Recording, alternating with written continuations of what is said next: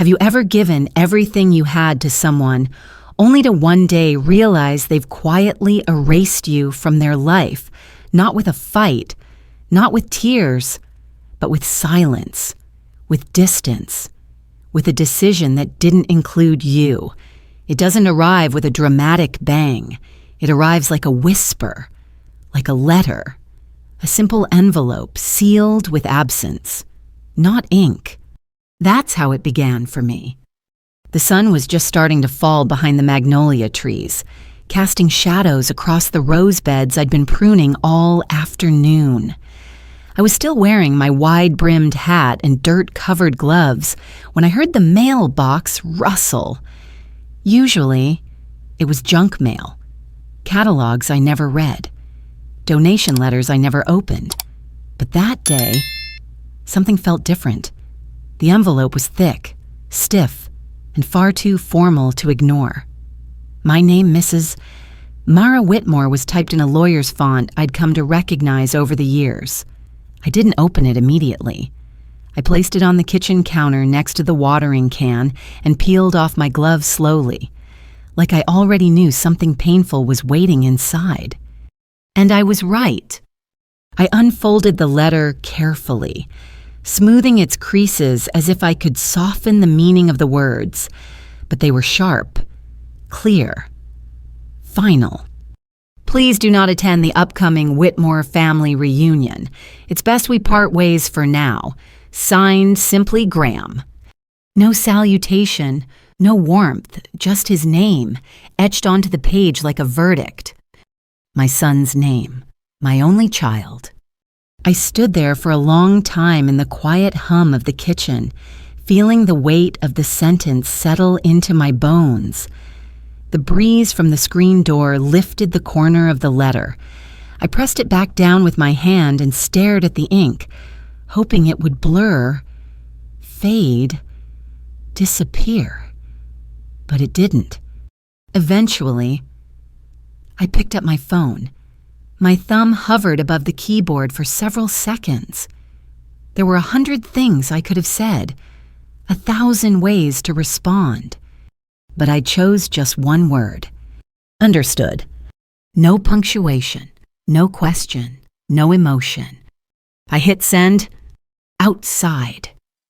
The garden hose was still running, forgotten, trailing across the gravel near the hydrangeas. The water flowed in a soft stream, careless and steady. I sat at the kitchen table with the letter in my hands, folded it back into its envelope, and placed it beside the napkin holder. And just like that, I became a stranger in my own family. People often think that betrayal is loud, that it arrives screaming and breaking things. But sometimes it's just a door quietly closing.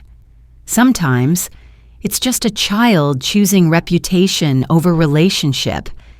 But this story didn't begin with the letter. No. That was only the conclusion of a long, slow unraveling. To understand how a mother becomes unwanted, you have to understand everything that came before. You have to go back decades to the choices made out of love, the sacrifices that never got acknowledged, the moments of silence that were mistaken for strength. The truth is, when my husband Daniel died, our son Graham was only 6 years old. I still remember the way his tiny hand clutched mine at the cemetery, like I was supposed to have all the answers. I didn't, but I told him we'd figure it out together. That was the beginning of everything.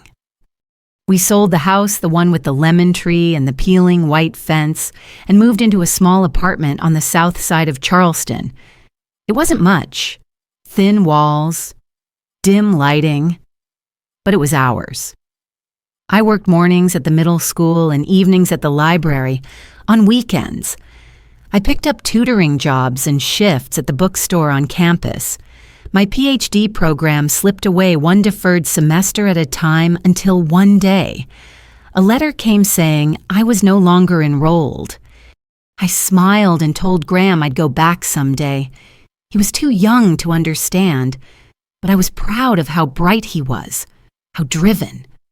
He built computers from garage sale parts, entered science fairs with borrowed supplies. When he got a partial scholarship to Vanderbilt, I cried harder than I did at Daniel's funeral. I made the rest work grants, loans, second jobs, promises I couldn't afford to keep. I told myself he'd pay it back someday, not necessarily with money, but with success, with love, with presence. And for a while, it felt like he might. After college, Graham returned with a business plan and a dream. I co-signed his first loan. When that wasn't enough, I used part of my pension to tip the bank in his favor. It's just until we get traction, he told me. I'll make it all worth it one day. Mom, I believed him. The calls came regularly in the beginning updates, excitement, progress, and then slowly, they changed. They became less about sharing and more about asking, can you co-sign this? Can I use your name on the lease? Can you help me smooth payroll this month? Every request came wrapped in a promise. Just for now. You're the only one I trust. I flew out to San Francisco for his wedding, sat near the back while his wife's family filled the front rows. No one asked me to be in photos. I didn't ask either. I smiled. I clapped. I watched. And when the photos were posted online, I wasn't in a single one. Still, I sent birthday cards. Still, I answered the phone. Still, I said yes over and over. Until that letter arrived. The one that didn't even call me Mom. That day, sitting at the kitchen table, I felt something shift inside me. Not rage, not grief, something colder, quieter. The realization that love, when unreciprocated, becomes erosion. I had given everything, and suddenly, I knew that meant nothing. But I also knew this. When someone shows you how little they value you, believe them. And more importantly, value yourself enough to walk away. This wasn't the end of my story. This was the beginning of my reckoning. By the next morning, something inside me had hardened into clarity. I poured myself a cup of coffee, black and bitter, and pulled out the file at the bottom of my desk drawer. It was old, yellowing slightly at the edges, the folder with the trust paperwork. The one Daniel and I had started when Graham was just a boy. Back when everything we did was for his future. I remember the day we created it. We sat in a small office on Broad Street, sunlight spilling through the blinds, and Daniel held my hand while we signed the documents. $1.5 million real estate proceeds, investments, modest gains, tucked away for our son. It's for him. Daniel had said, so he'll always be safe, no matter what happens. And for years, I kept that promise. I didn't touch the trust. I didn't mention it. Even when I could barely make rent or when I had to say no to groceries so I could say yes to Graham. But now, staring at that file, I realized something painful and freeing at once. He didn't need safety anymore. Not from me. And I was no longer willing to risk my own peace to protect someone who had forgotten I existed. I thought back to everything, every loan, every favor, every late-night phone call that ended with me transferring money while he promised, just until next quarter. Mom, I wasn't angry anymore, just clear. It was time to protect what was left, not the trust, me. I scheduled an appointment with Elliot, the same lawyer who had helped us set up the trust years ago. His office still sat inside the converted carriage house on Broad Street, dusty but dignified, smelling faintly of old paper and worn leather. When I walked in, he looked up slowly and gave me the same patient nod he'd always given me. "Mara," he said gently, "I was wondering if I'd be hearing from you." I didn't sit down right away. I just placed the envelope on his desk, the one with Graham's letter inside, and waited for him to read it. His face didn't move, but when he looked up, I could see the question in his eyes. "You're sure?" "I'm sure." We spent the next hour reviewing every clause, every signature line, every contingency. The original intent was simple: to support Graham's future. But the man I once built that future for no longer existed, not in the way Daniel and I had hoped. And so I told Elliot exactly what I wanted. I want him removed. He nodded slowly, then asked the next question. "Do you have an alternate beneficiary in mind?" "I do." I reached into my purse and unfolded a sheet of paper I had written the night before. On it was one name: Jade Taylor. She wasn't family by blood, but she was family by something deeper: respect, kindness, integrity. Jade was my goddaughter, 19 years old, working part-time at a grocery store while raising her two younger siblings. Their mother, her sister, had died from an overdose the year prior. Jade had deferred her college acceptance to Clemson because there was no one else to watch the kids. She never once asked me for help. She brought groceries when I was sick. She still called me ma'am, even when I asked her not to. When I told her I was proud of her, she cried like no one had ever said those words to her before. "She's the kind of person Daniel would have been proud to invest in," I said. Elliot didn't argue. He just got to work. I signed every document with steady hands. Each pen stroke felt like stitching shut an old wound. When we finished, he slid the final copy across the desk. "It's done," he said. "He'll be notified formally by the end of the day." I nodded, stood up, and walked out into the Charleston sun. I didn't feel vengeful. I didn't feel victorious. I felt clean. That evening, I roasted a chicken for one, turned my phone to silent, sat on the porch while the light in the windows faded into amber. For the first time in years, I breathed in peace without waiting for the next ask, the next emergency, the next sacrifice. But peace, when it arrives, rarely comes quietly. The next morning, my phone buzzed nonstop. By 10 a.m., there were 17 missed calls. By noon, over 40. Graham, Lydia. A lawyer I didn't know, but suspected. Subject lines in all caps. "What have you done? This isn't legal. You'll regret this." I didn't open a single one. I deleted every voicemail after listening. I didn't save a single word. Because I knew none of this was about love. It was about control, about optics, about losing access to the woman they had treated like an ATM with a pulse. That night, Ruth, my neighbor, brought over sweet tea. "They're still trying to reach you," she said, placing the glass in my hand. "They'll run out of energy before I do," I replied. She smiled. "You're steady, Mara. I've had practice."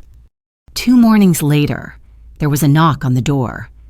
I didn't need to look through the peephole. I already knew. Graham. He was wearing a navy blazer, too polished for the Charleston heat, jaw clenched, posture tight. He didn't greet me, didn't ask how I was, just demanded, "What the hell is going on?" I let him in, not because I wanted to hear more, but because I didn't want Ruth or the mailman to hear the shouting I knew would follow. He stormed into the kitchen like he still owned the right to be there, sat at the table, the same spot he did his homework when he was little, the same chair his legs used to swing from because they couldn't touch the floor. "This trust," he said coldly. You had no right to change it without discussing it with me. I had every right, I answered calmly. You blindsided me. Lydia's parents are furious. We're in the middle of a funding round. Do you even understand the kind of message this sends? I folded my hands in my lap. You didn't send me an invitation. He blinked. What? To the reunion, you didn't send me one. His mouth opened, then closed. I see, I said. So it wasn't just a letter. It was the confirmation of what I already knew, that I no longer fit into the image you've curated. He sighed, a tired, exasperated sound that dripped with arrogance. That wasn't intentional. Mom, it was an oversight. We can fix this. We just need to issue a correction. Say you had a medical emergency or something sympathetic. Reassign the trust. Keep things clean.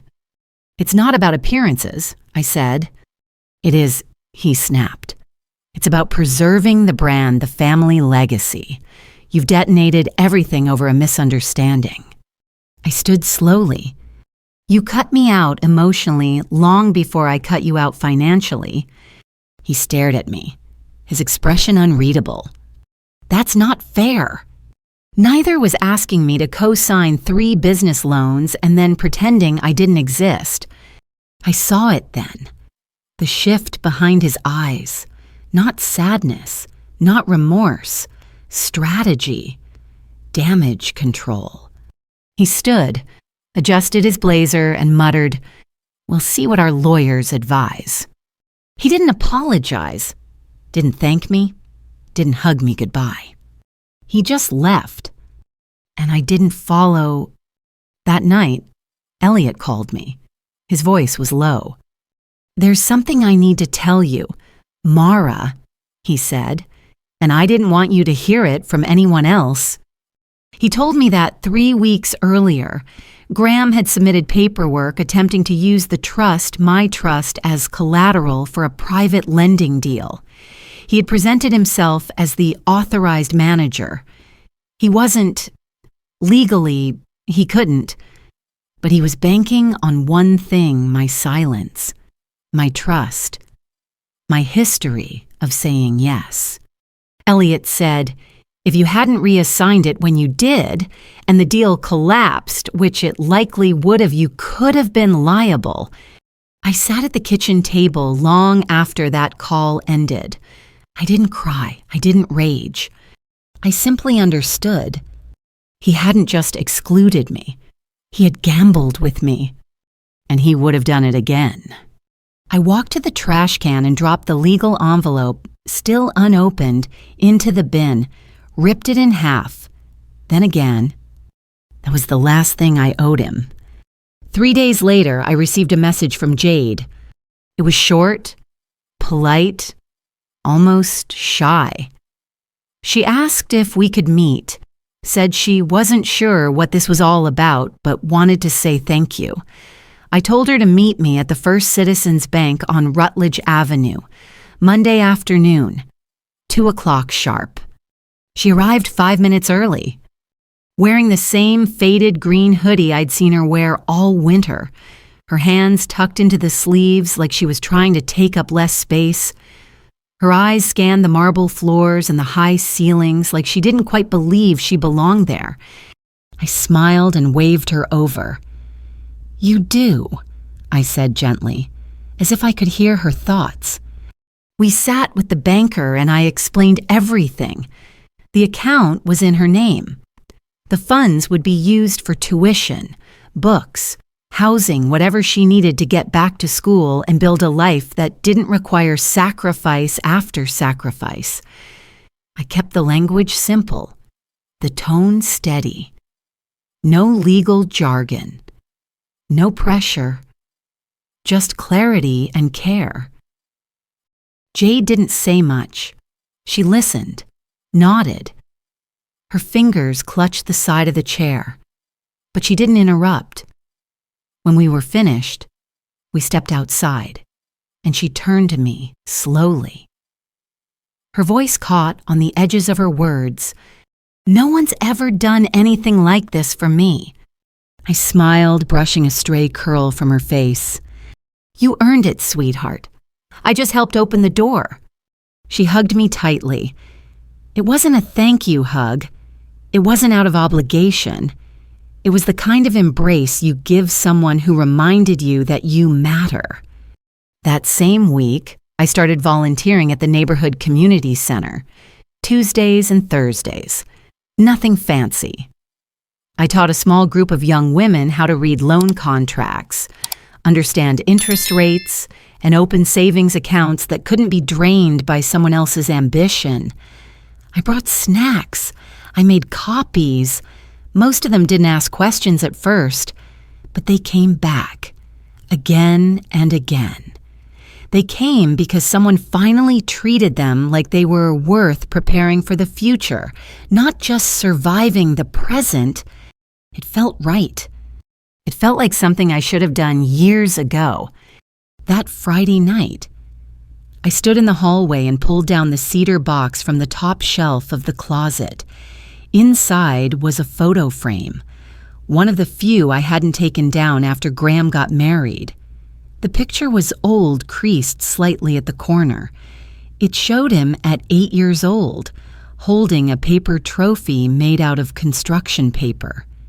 In crayon, it read, "Best Mom Ever." I sat at the kitchen table, the soft hum of the refrigerator filling the silence around me. I traced the edge of the frame with my thumb. I let go to protect myself. I whispered, "I still love you, but I love myself now, too."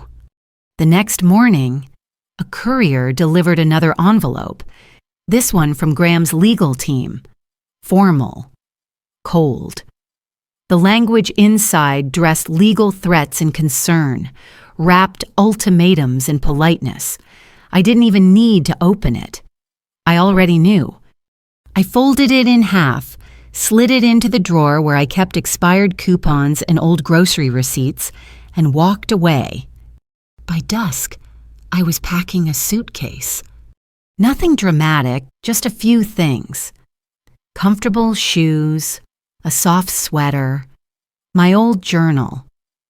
I left before the sun rose, while Charleston was still asleep, the air cool and clean, the road ahead of me open and long. I wasn't running. I was reclaiming something I'd forgotten I had. Myself, my voice, my right to peace. You see, we don't always get to choose who we love. Sometimes that bond is written in blood, in history, in memory. But we do get to choose who we keep, who we welcome into our future. And sometimes the bravest act of love isn't holding on. It's letting go. Letting go of being taken for granted. Letting go of being the backup plan. Letting go of the belief that love must always mean sacrifice. Sometimes love looks like silence. Sometimes it looks like signing your name on a new document and not shaking. Sometimes it looks like teaching young women to recognize red flags in contracts and in people. And sometimes love looks like saying, "Enough."